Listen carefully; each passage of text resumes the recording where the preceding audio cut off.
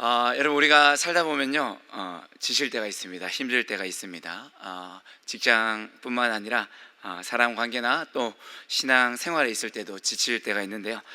여러분들이 지치고 힘들 때 어떻게 하시나요? 어떻게 극복하십니까? 저도 이제 사역을 이렇게 하다 보면요, 지칠 때가 있습니다. 저도 사람이니까 체력적인 한계가 올 때가 있는데요. 이제 주일에 새벽부터 일어나서 찬양인도 하고 사랑부 갔다가 청년부 갔다가 하다 보면 체력적으로 정말 힘들 때가 있습니다. 오늘은 특히 제가 목소리를 들으면 아시겠지만 지난 목요일부터 토요일까지 수련회를 다녀와서 더 힘들었던 하루였는데요. 제가 삑사리가 많이 나고 듣기 불편하시더라도 이해해 주시면 감사하겠습니다. 근데 너무 감사한 것은 정말 성도님들 기도해 주시고 후원해 주신 덕분에 청년일부 수련회 너무너무 은혜 많이 받았습니다. 너무너무 감사함을 드립니다. 제가 이렇게 지칠 때 어떻게 극복하신지 아십니까? 바로 우리 성도님들을 만나는 겁니다. 예배당에 들어와서 여러분들 만나면 언제 힘이 들었는지 다시 힘이 샘솟고 막 기분이 좋아지고 사역을 더 하고 싶은 마음이 느껴집니다. 감사합니다. 네, 여러분들이 지친 제 사역에 힘을 주는 저의 비타민. 오케이, 알겠습니다. 네, 오늘 말씀에서도요, 우리는 아주 지치고 힘든 상태의 한 사람을 만나게 됩니다. 오늘 말씀은 엘리야 선지자가요, 갈멜산에서 바알 선지자들과 있었던 그 사건 이유를 다루고 있습니다. 갈멜산에서 엘리야는 바알 선지자, 바알을 섬기는 450명의 선지자들과 처절한 결투를 치렀습니다. 하나님께서는 하늘에서 불을 내려서 그 제단을 태우시고 모든 바알 선지자들을 죽음을 당하게 됩니다. 그리고 이제 하나님께서는 3년 동안 비가 오지 않던 이스라엘 땅에 비를 주시고 가뭄이 끝나는 그런 놀라운 일이 있었는데요, 정말 어마어마한 일을 해낸 겁니다. 혈혈단신으로 450명과 결투를 벌이고 또 비가 오지 않던 이스라엘 땅에 비가 내리게 했습니다. 당시 이제 북이스라엘의 왕비 이세벨은 아합 왕으로부터 갈멜산에서 있었던 이 모든 사건들을 듣습니다. 이세벨은 바울을 숭배하는 사람이었거든요. 그래서 450명의 선지자, 바알 선지자들을 죽게 만든 엘리야를 죽이기로 다짐합니다. 그리고 그 사실을 엘리야에게 통보합니다. 바알 선지자들이요, 엘리야와의 대결에서 패배했습니다. 그것도 온 백성들이 다 지켜보는 앞에서 각자 섬기는 신들의 이름을 걸고 승부를 했다가 아주 처참하게 패배했습니다. 그리고 이제껏 그들에게 속았다, 바알 선지자들에게 속았다는 것에 분노하는 백성들이 남은 바알 선지자들도 다 죽여버렸습니다. 그러면서 이제 바알이란 신이 얼마나 헛된 우상인지가 온 백성들 앞에서 드러나게 된 거죠. 그럼 이세벨이요, 아합의 당시 왕비였던 이세벨은요, 바알이라는 이 우상을 이스라엘로 들여온 장본인이었습니다. 그렇다면 이렇게 분노한 백성들을 두려워하고 움츠러 들어야 할 텐데 이세벨은 오히려 이게 다 엘리야 때문이야, 엘리야에게 모든 탓을 돌리면서 엘리야를 죽이려고 드는 것이죠. 큰 타격을 입은 이세벨의 반응은 항복이 아니라 복수를 맹세하는 것이었습니다. 그런데 이러한 상황 속에서 우리가 상상할 수 없는 엘리야의 모습을 보게 되는데요, 엘리야가요, 이세벨을 피해 도망치고 있습니다. 여러분, 그 능력을 행했던 엘리야가 도망칩니다.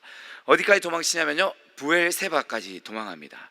브엘세바는 남쪽 유다 땅 중에서도 가장 남쪽에 있는 곳입니다. 그러니까 구약 성경에서 이스라엘 백성이 살고 있는 이 가나안 전체를 일컬었을 때 보통 단에서 브엘세바까지라고 표현하는데요, 단은 이스라엘 최북단이고 이제 브엘세바는 이스라엘의 최남단에 해당하기 때문입니다. 엘리야는 왜 굳이 이렇게 먼 곳까지, 이스라엘의 제일 남쪽까지 도망쳤을까요? 생명의 위협을 받은 엘리야는 오직 그 이세벨로부터 한 발자국이라도 더 멀리 도망치는 것만을 생각하고 이렇게 브엘세바까지 내려오게 된 거죠. 사실 그 북이스라엘에서 도망쳐 남유다에만 머물러도 되는 일이었습니다. 하지만 엘리야는 이세벨이 다스리는 북이스라엘을 떠나는 것은 물론이고 남유다 중에서도 가장 아래에 위치한 브엘세바까지 도망했던 것입니다. 그러나 엘리야의 도피 행각이요 여기서 끝나지가 않아요. 또 엘리야는 그 브엘세바에 자신의 몸종을 두고 스스로 이제 광야로 들어가서 더 하루길쯤 더 내려가서 로뎀 나무 아래에 앉아 있습니다. 그리고 하나님께 기도합니다. 4절 말씀인데요, 우리 함께 읽었으면 좋겠습니다. 함께 읽겠습니다. 시작. 이르되 여호와여 넉넉하오니 지금 내 생명을 거두시옵소서. 아멘. 여러분 한번 상상해 봅시다. 우리 바알 선지자들과 450대 1의 싸움에서 승리를 거둔 영웅이 왕비의 협박에 황급히 도망칩니다. 그래서 국경을 넘고 또 국토의 구석까지도 넘어서 아주 구석에 가서, 광야의 구석에 가서 웅크리고 있는 모습입니다. 그리고 이제 죽고도 괜찮다라고 하는 거죠. 얼마나 초라하고 또 안타까운 모습입니까? 엘리야가 큰 승리를 거둔 그 갈멜산으로부터 이 브엘세바까지 거리는 직선 거리로만 봐도 250km가 되는 거리입니다. 정말 땅의 끝까지 이세벨의 영향력으로부터 최대한 멀어지기 위해 정말 열심히 도망친 거예요. 여러분, 그렇다면 엘리야가 어쩌다가 이렇게 절망적인, 정말 애처로운 상태가 된 것일까요? 가장 먼저 현실을 바라보았기 때문입니다. 여러분, 엘리야는 지금 엄청난 일을 했습니다. 하나님께서 엘리야를 통해서 엄청난 기적을 보이셨잖아요. 하늘에서 불을 내려서 젖어있는 제단을 단번에 불사르셨습니다. 그리고 우상을 섬기던 모든 선지자들을 다 죽이셨습니다. 3년 동안 가뭄에 시달렸던 이스라엘은요, 하나님께서 준비하신 비가 가득했습니다. 이렇게 놀라운 일들이 계속됐는데요, 정말 하나님께서 살아계시는구나, 하나님께서 정말 하나님이시라는 것이 너무나도 많이 보여주고 있었습니다. 사실 엘리야는 이 모든 기적을 보고 경험한 이스라엘 백성들이 회개하고 이제는 다시 하나님께로 돌아올 것이라고 생각했던 거예요. 그동안 섬기던 바알신이 헛되고 헛된 우상이라는 것이 정말 명명백백히 밝혀졌잖아요. 그래서 하나님께서 유일하신 하나님이시라는 사실이 온 천하에 드러났는데, 그러면 당연히 이스라엘 백성들이 그동안 섬겼던 바알을 거기로부터 돌아와서 자신들의 죄를 회개하고 다시 하나님께로 돌아와야 할 텐데, 달라진 것이 없는 거예요. 변화된 것이 아무것도 없는 거예요. 그러면 그동안 내가 정말 목숨 걸고 최선을 다해 이들의 회개를 위해 애썼지만, 놀라운 기적도 일어났지만 아무런 변화도 없는 그 현실을 볼 때 엘리야는 아주 심각한 영적인 침체에 빠지게 된 것입니다. 여러분, 우리들도 마찬가지입니다. 우리도 놀라운 하나님의 은혜를 경험합니다. 예배를 통해서, 또 말씀 들으면서, 우리 청년들도 수련회를 통해서 하나님의 놀라운 은혜를 경험합니다. 그리고 결단하고 살아갑니다. 그런데요, 내 삶에 아무런 변화가 없는 거예요. 금세라도 무언가 변하게 될 줄 알고 바뀔 줄 알았는데, 뭐가 될 줄 알았는데 아무것도 바뀌지도 않고 아무것도 되는 게 없는 거예요. 무엇보다도 나를 돌아볼 때 내가 그대로인 거예요. 하나님과 함께 하겠습니다, 거룩하게 살겠습니다 결단했는데 또다시 죄를 짓고 바뀌지 않는 나의 모습을 볼 때, 나의 그 현실을 볼 때 실망하기 시작하는 겁니다. 그리고 계속해서 그 죄책감, 생각에 빠져들고 또 빠져드는 거죠. 그렇게 점점 더 헤어나올 수 없는 늪속으로 빠져들면서 영적인 침체를 경험하게 되는 것입니다. 그리고 두 번째로요, 자신을 바라봤기 때문입니다. 엘리야는 대체 왜 여기에 있냐고 물으시는 하나님께서 엘리야에게 물으시는 거, 너 왜 여기 있냐, 너 대체 왜 여기에 이렇게 앉아 있냐 라고 물으시는데, 자신의 처지에 대해서 이렇게 대답합니다. 10절 말씀인데요, 우리 함께 읽겠습니다. 시작. 그가 대답하되 내가 만군의 하나님 여호와께 열심히 유별하오니 이는 이스라엘 자손이 주의 언약을 버리고 주의 제단을 헐며 칼로 주의 선지자들을 죽였음이오며 오직 나만 남았거늘 그들이 내 생명을 찾아 빼앗으려 하나이다. 아멘. 오직 나만 남았거늘. 자신의 주변에 아무도 없다는 겁니다. 혼자라는 겁니다. 외로움입니다. 외로움. 엘리야는 자기 스스로에게 몰입하다 보니 주변이 아무것도 보이지 않는 거예요. 세상에 오직 자기 혼자만 남았다라는 생각이 드는 겁니다. 엘리야는 한 번 더 물어보시는 하나님의 질문에 14절에서 똑같이 한 번 더 대답합니다. 오직 나만 남았거늘. 우상을 섬기는 선지자들은 450명이나 모여서 자신을 향해 달려드는데, 자신은 오직 혼자 서서 그 모든 사람들을 다 상대했다는 것입니다. 자신 편은 아무도 없다는 거죠. 그리고 이제는 혼자 남은 자신의 목숨마저도 잃게 생겼다라는 것입니다. 여러분, 우리가 살아가면서 정말 힘들 때가 언제입니까? 외로울 때, 외로울 때. 주위를 둘러봤는데 이 세상에 아무도 내 편이 없다고 생각될 때, 세상에 그 누구도 나의 말에 귀 기울여주지 않고 관심조차 없다고 생각할 때, 그때 우리는 정말 깊은 외로움과 또 깊은 절망 속에 빠져들게 됩니다. 이렇게 엘리야가 바뀌지 않는 자신의 현실, 이스라엘 백성들의 현실, 그리고 자신 스스로를 바라볼 때, 혼자인 것만 같은 자신 스스로를 바라볼 때 죽음까지 생각하게 되는 깊은 영적인 침체에 빠져들게 된 것입니다. 여러분, 우리 이러한 엘리야의 모습을 바라볼 때 어떤 생각 드십니까? 정말 위대한 선지자가 황급하게 도망치고 또 로뎀나무 밑에서 자신을 죽여달라고 간청하는 모습을 볼 때 어떤 생각이 드시나요? 여러분, 사람이 연약하다는 것입니다. 엘리야와 같은 위대한 신앙의 인물도 이렇게 연약해질 때가 있는데, 우리는 어떻게 했습니까? 우리도 당연히 연약해지고, 우리도 또 이러한 침체 속에 지치고 힘들 때가 있을 것입니다. 그렇다면 하나님께서 이렇게 지쳐있는, 쓰러져 있는 깊은 영적인 침체에 빠져있는 엘리야를 어떻게 일으켜 세우실까요? 하나님께서는요, 엘리야를 찾아오십니다. 그리고 엘리야를 사랑으로 돌봐주십니다. 우리 5절과 6절 말씀 함께 한 목소리로 한번 읽겠습니다. 함께 읽겠습니다. 시작. 로뎀나무 아래 누워 자더니 천사가 그를 어루만지며 그에게 이르되 일어나서 먹으라 하는지라. 본즉 머리맡에 숯불에 구운 떡과 한 병 물이 있더라. 이에 먹고 마시고 다시 누웠더니. 아멘. 하나님께서는 엘리야가 가장 낮아져 있을 때, 엘리야가 정말 처참한 상황 가운데 있을 때 찾아오셔서 먹이시고 돌봐주십니다. 하나님께서는요, 엘리야에게 실망하거나 또 엘리야를 책망하지 않으십니다. 천사를 보내어 그를 어루만져 주시고 그를 먹이십니다. 천사가 엘리야를 이 어루만지는 부분을요, 성경 원문 그대로 조금 더 직역해서 보면 다음과 같이 표현할 수 있습니다. 그런데 이것을 보라, 천사가 그를 만지고 있었다. 죽기를 간청하고 잠든 엘리야를 천사가 만지고 있는데요, 그게 조금 의외다, 뜻밖이다 라는 표현입니다. 하나님께서는 엘리야가 안쓰러웠던 거예요. 그동안 하나님의 일들을 감당하기 위해서 긴장하고 노력하고 애썼던 엘리야가, 그로 인해서 지쳐 쓰러져 잠든 엘리야가 안타까운 것. 그래서 놀랍게도 천사를 보내어 그 엘리야를 어루만져 준 것입니다. 여러분, 얼마나 따뜻한 위로입니까? 마치 하나님께서는 엘리야에게 이렇게 말씀하시는 거예요. 엘리야야, 넌 혼자가 아니란다. 그동안 네가 애쓰고 수고한 거 내가 다 안다. 내 말에 순종하기 위해서 무던히 노력한 거 내가 다 알고 있단다. 그러니 너무 외로워하지도 말고 힘들어하지도 말고 잠시 쉬어가도 괜찮아. 말씀하시면 위로해 주시는 거예요. 지금은 다 사라졌다고 들었는데요, 한때 마포대교에 스스로 목숨을 끊는 사람들이 많아서 그런 사람들을 위로하기 위해 문구를 새겨 놓았잖아요. 뭐 잘 지내니? 밥은 먹었어? 많이 힘들었지? 라는 그런 문구였는데, 이 세상 끝에 있는 사람들에게 그런 말 한마디가 위로가 되었다는 것이죠. 그렇게 하나님께서 엘리야에게 다가와 위로하시는 겁니다. 괜찮아, 힘들 수 있지, 이제 내가 너의 곁에 있단다. 위로해 주시는 겁니다.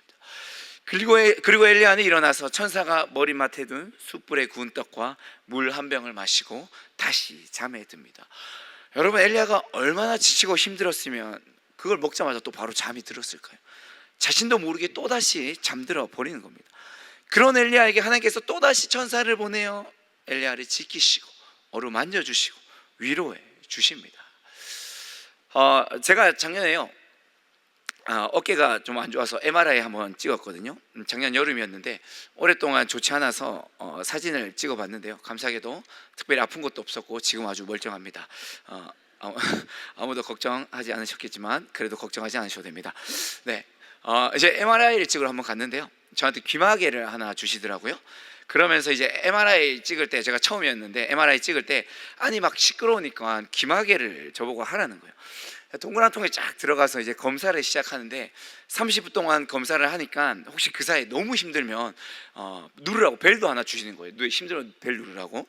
그래서 정말 시끄러운갑다, 정말 힘든갑다 걱정을 하면서 통에 싹 들어갔는데요, 처음에 진짜 뭐 촌등 소리 막 이렇게 막 굴러가는 소리가 들리는 거예요. 제가 귀마개 끼고 있는데도. 그래서 야, 이거 진짜 좀 소리가 크게 나는구나, 힘들 수도 있겠다 생각했는데 바로 기절했습니다. 바로 잠들어 버려요. 통 안에서 잠들어 버렸어요. 그리고 어느새 30분이 지나고 간호사가 막 저를 깨우는, 흔들어 깨우는 소리에 일어났는데요, 엘리야가 그렇게 기절한 겁니다. 천사가 주는 떡과 먹을, 여러분, 천사가 떡과 물을 주면 놀라야 되잖아요. 이게 대체 무슨 일이지? 천사가 나한테 떡을 주자니. 근데 놀라지도 않고 그냥 먹고 기절하는 거예요.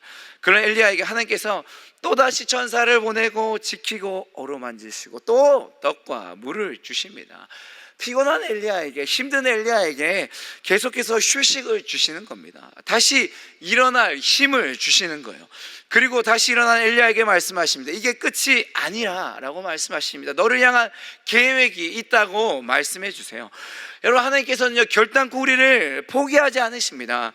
우리가 아주 깊은 좌절 속에 있다 하더라도, 도무지 헤어나올 수 없을 것만 같은 영적인 침체 속에 있다 하더라도, 이제는 도저히 지쳐서 움직일 힘조차 없을 때도 하나님께서는 여전히 우리를 감싸시고 우리를 안아주시고 먹여주시면서 우리에게 힘을 주십니다. 그리고 우리에게 말씀하십니다. 아직 끝난 게 아니야. 조금 더 나를 믿고 함께 하겠니? 도무지 바뀌지 않을 것 같은 너의 현실, 나의 모습을 바꾸어 주실 것이다 라고 말씀하십니다. 혼자가 아니라 하나님께서 함께 해주십니다. 그리고 그 말씀대로 하나님께서는요, 반드시 우리의 삶 가운데 이루어 주실 줄 믿습니다. 여러분, 지치고 힘든 상태입니까? 하나님 앞에 좀 누워 있어도 괜찮습니다. 로뎀나무 밑에 엘리야가 누워 있었던 것처럼 누워서 쉬세요. 하나님께 말씀하세요. 하나님, 저 좀 먹여주세요. 저를 좀 어루만져 주시고 회복시켜 주세요. 좀 누워 있어도 괜찮습니다. 때를 쓰고 그렇게 하나님께 기도해도 괜찮아요. 우리를 너무나도 사랑하신 하나님께서 우리를 반드시 회복시켜 주실 줄 믿습니다. 여러분, 그 퀵샌드나 갯벌 같은 데 빠졌을 때 어떻게 나와야 되는지 아십니까? 양쪽 발이 빠지면요, 한쪽 발의 무게 중심을 옮겨놓고 다른 쪽 발을 먼저 이제 앞뒤로 흔들면서 이렇게 빼냅니다. 그러면 이제 이게 좀 웃겼나요? 네, 빼냅니다. 약간 좀 연기 잘하죠? 네. 그러면 이제 반대쪽 발을 빼내야 되잖아요. 그러면 이제 이걸 또 빼내겠다고 이 발을 발바닥으로 이렇게 디디면 어떻게 될까요? 또 빠집니다. 그래서 발바닥으로 이렇게 디디는 게 아니라 무릎을 꿇어야 된다. 그러니까 면적을 넓게 해야 되는 거죠. 꼿꼿이 서 있는 것이 아니라 이쪽 무릎을 꿇어서 무게를 분산시키는 거예요. 그리고 다른 쪽 발을 이렇게 또 흔들어서 빼내는 거죠. 그리고 이제 이동할 때도 무릎을 꿇고 이동하든지, 아니면 그것도 안 되면 이렇게 엎드려서 이동을 해야 됩니다. 그래야지 그곳에서 빠져나올 수 있는 거예요. 여러분, 무슨 말입니까? 우리가 헤어나올 수 없는 곳에 빠져 있을 때요, 우리의 힘으로 도저히 빠져나올 수 없는 그렇게 깊은 늪 속에 빠져 있을 때 힘을 빼야 되는 거예요. 그리고 하나님 앞에 무릎을 꿇어야 됩니다. 아니면 그냥 들어 눕는 거예요. 힘을 빼고 무게를 분산시키는, 나의 힘이 아니라, 나의 현실과 나에게 집중하는 것이 아니라 하나님께 맡겨드리는 거예요. 그때 우리는 그 깊은 수렁 속에서 헤어나올 수 있는 것입니다. 여러분, 지치고 힘든 상태입니까? 하나님을 바라보고 하나님께 맡기고 하나님을 의지하는, 기도하는 우리 모두가 되기를 간절히 바랍니다. 여러분, 말씀 맺겠습니다. 여러분, 우리가 살다 보면요, 지칠 때가 있습니다. 반드시 있습니다. 힘들 때가 있어요. 우리의 몸도 마음도, 또 무엇보다도 우리가 영적인 깊은 침체에 빠질 때가 있습니다. 나는 분명히 하나님 만났는데, 하나님께서 분명 나와 함께 하시는 것을 경험했고 정말 뜨거웠는데, 그럼에도 불구하고 변하지 않는 나의 현실 때문에, 또는 나의 모습 때문에 좌절할 때가 있습니다. 나의 모든 수고와 애씀, 노력이 모두가 다 불거품된 것 같고, 또 아무도 나를 몰라주고 혼자라고 생각될 때가 있습니다. 여러분, 괜찮습니다. 누구나 다 그럴 수 있습니다. 하나님의 위대한 선지자 엘리야도 그랬잖아요. 하나님께 나의 모든 것을 내어놓고 그 안에서 평안한 쉼을 누리는 우리 모두가 되기를 바랍니다. 하나님이 다시 한번 채우심을 기대하는 우리가 되기를 간절히 바랍니다. 그리고 하나님께서 우리와 함께 하심을, 내가 혼자가 아님을 기억하며 다시 한번 힘을 얻는 우리 모두가 되기를 주님의 이름으로 간절히 바라고 또 축원합니다.